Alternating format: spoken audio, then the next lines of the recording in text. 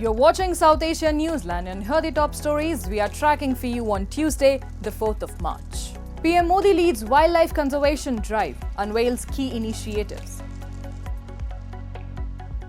Pakistani and Afghan security forces clash at border crossing, killing at least one. And Muhammad Yunus dismisses concerns over Bangladesh-India relations.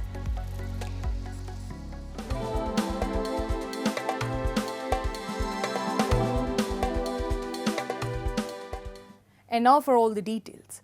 Prime Minister Narendra Modi reaffirmed his commitment to wildlife conservation with a visit to Vantara in Gujarat. Engaging with rescued animals and inspecting advanced veterinary care, he marked World Wildlife Day by announcing major initiatives including a National Referral Centre for Wildlife and cheetah reintroduction, emphasizing AI-driven conservation efforts. Take a look. Prime Minister Narendra Modi reaffirmed his commitment to wildlife conservation during his visit to Vantara, an animal rescue and rehabilitation center in Gujarat's Jamnagar district. He explored its state-of-the-art facilities, interacted with rehabilitated animals, and inspected the wildlife hospital equipped with MRI, CT scans, and ICU. He also observed an Asiatic lion undergoing MRI and a life-saving surgery on a rescued leopard. PM Modi shared heartwarming moments with various animals, including Asiatic lion cubs, a white lion cub, a rare clouded leopard cub, and caracal cubs. His visit coincided with World Wildlife Day, where he emphasized biodiversity protection and chaired the 7th National Board for Wildlife meeting at Sasangir in Junagadh. He advocated for integrating traditional knowledge with AI, machine learning, and geospatial mapping to address forest fires and human-wildlife conflicts, in collaboration with BISAGN and the Forest Survey of India. Key conservation initiatives announced include the National Referral Center for Wildlife at Junagadh, the 16th Lion Estimation Cycle, expansion of ecotourism, and habitat improvements for Asiatic lions in Barda Wildlife Sanctuary. He also unveiled plans for cheetah reintroduction, a gharial conservation project, a national action plan for the Great Indian Bustard, and targeted efforts for species like the sloth bear. He stressed that conservation extends beyond protecting species to fostering harmonious coexistence between humans and nature. Extending his World Wildlife Day wishes, PM Modi urged Indians to take pride in the nation's leadership in conservation, stating, "Every species plays a vital role. Let's safeguard their future for generations to come." India on Monday slammed UN High Commissioner for Human Rights Volker Turk after he made reference of Jammu and Kashmir and Manipur in his global update at the UN Human Rights Council. Dismissing his remarks, India's permanent representative to the United Nations in Geneva, Arindam Bagchi, termed the references unfounded and baseless and asserted that India remains the world's largest democracy, continuing to be healthy, vibrant and pluralistic society. Bagchi emphasized that concerns about India's human rights situation are misplaced and fail to align with ground realities. He particularly took exceptions to Turk's mention of Jammu and Kashmir, which was erroneously referred to as Kashmir in the report. Highlighting the region's progress in 2024, Bagchi pointed to improved peace, high voter turnout in local elections, booming tourism and rapid development. He added that Turk's global update itself needs a genuine update. The Indian envoy also criticized the report for oversimplifications of complex issues and accused it of employing sweeping and generalized remarks with apparent cherry-picking of situation, a veiled reference to the omission of Pakistan despite its well-documented human rights concerns. Bagchi suggested that the Office of the High Commissioner should take a long and hard look in the mirror to address the concerns it has raised globally. The people of India have repeatedly proven wrong such misplaced concerns about us. We would urge a better understanding of India and our civilization ethos of diversity and openness, which continue to define our robust and often cacophonous civic space.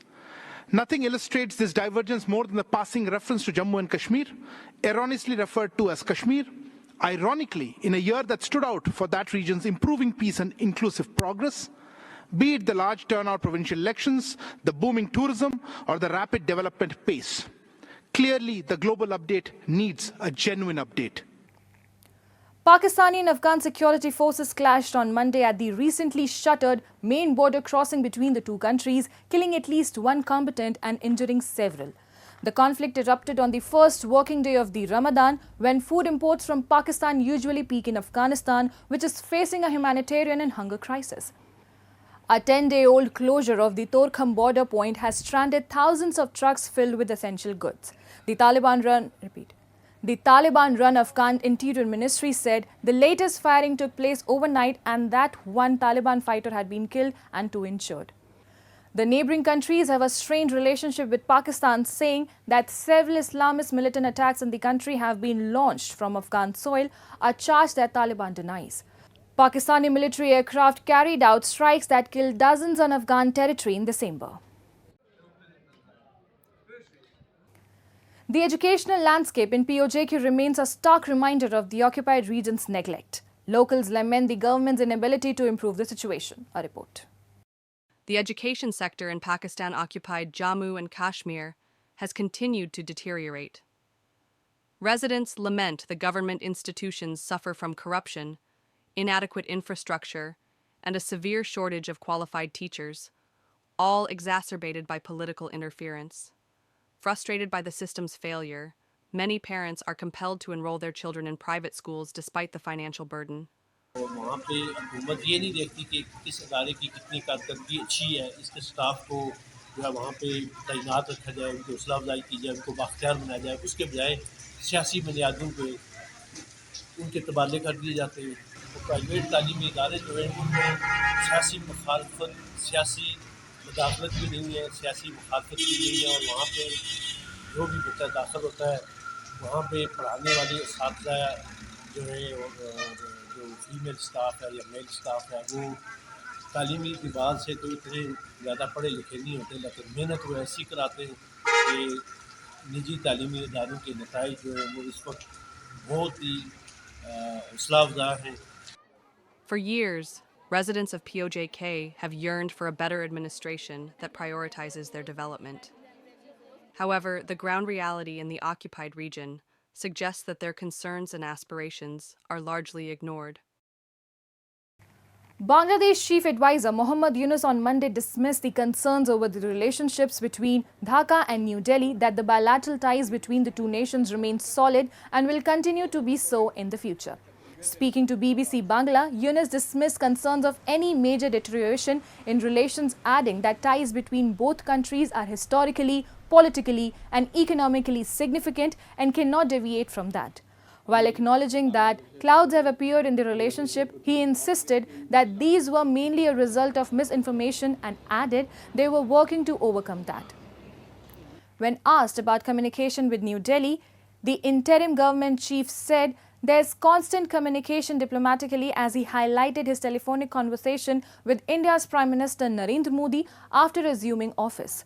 Relations between New Delhi and Dhaka have been under strain after four-time Prime Minister Sheikh Hasina fled to India after a massive protest that killed hundreds led to her ouster.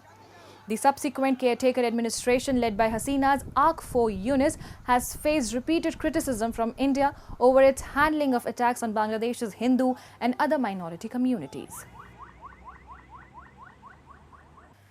Sri Lanka should avoid tax exemptions and focus on passing a national budget that is in line with parameters set by the International Monetary Fund to continue with a $2.9 billion program from the international lender, an IMF official said on Tuesday. Sri Lanka mounted a remarkable recovery from a deep financial crisis triggered by a record shortfall of dollars 3 years ago, the IMF said after approving a fourth tranche of $334 million. The IMF senior mission chief Peter Brewer said, however, island nation must now boost tax compliance, improve targeting of social welfare and smoothen capital spending to support better management of public finances. The IMF also backed restoring cost recovery electricity pricing to bolster finances of the island nation's power monopoly after Sri Lanka reduced tariffs by 20% in January. Additionally, he said it's crucial that Sri Lanka finalize bilateral agreements with official creditors. The IMF finalized the third review after Sri Lanka's new president, Anura Kumara Dissanayake, rolled out his first full-year budget last month. The budget included committing to a primary surplus target of 2.3% of GDP for 2025 set under the IMF program. That's all in tonight's edition. We will see you same time tomorrow. Till then, goodbye and take care.